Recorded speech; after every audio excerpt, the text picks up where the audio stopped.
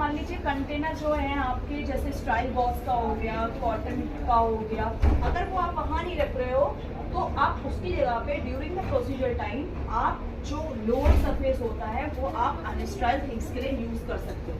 Unsterile things like mackintosh, kidney tray, ठीक है, ये सारी चीज के लिए आप यूज कर सकते हो। क्लियर है? और यहाँ पे जो साइड में आपको दिख रहा होगा वो होगा हैंड टॉवल, ठीक है।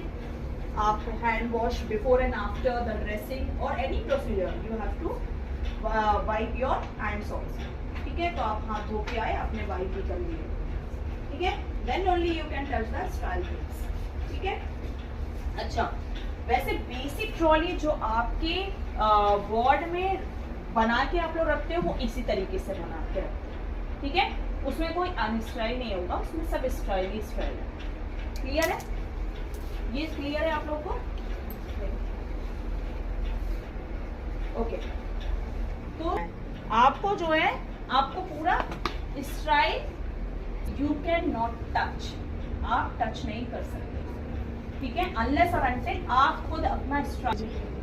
क्लियर है ना? तो आपको जब भी स्टाइल सेट आप यूज कर रहे हो तो इसमें दो कवर होते हैं, इसमें आउटर कवर होता है और एक इनर कवर होता है। जो इनर कवर होता है जो उस प्रोसीजर को करने जा रहा है वो स्टाइल ग्लव्स पहन चुका है वही टच कर सकता है, और जो उसको असिस्ट करवा रहा है वो सिर्फ आउटर ही कवर टच कर सकता है। समझ में आ रहा है? क्योंकि उसने स्टाइल अपने को मेंटेन नहीं किया, ना ही स्टाइल ग्लव्स पहने होंगे, है ना, वो जस्ट असिस्ट कर रहा है, उसको हेल्प कर रहा है, ठीक है। क्लियर?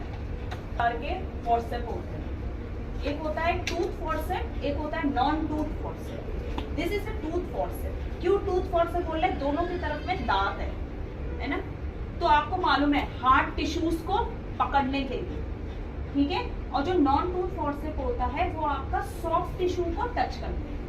समझ में आ गया? अगर उधर पे हार्ड टिश्यू को पकड़ने के लिए आप ये वाला सॉफ्ट टिश्यू को पकड़ने के लिए आप हार्ड वाला यूज करोगे टूथ फॉर्सेप, तो क्या होगा? वहां पे इंजरी होगा ना, ब्लीडिंग होगा ना।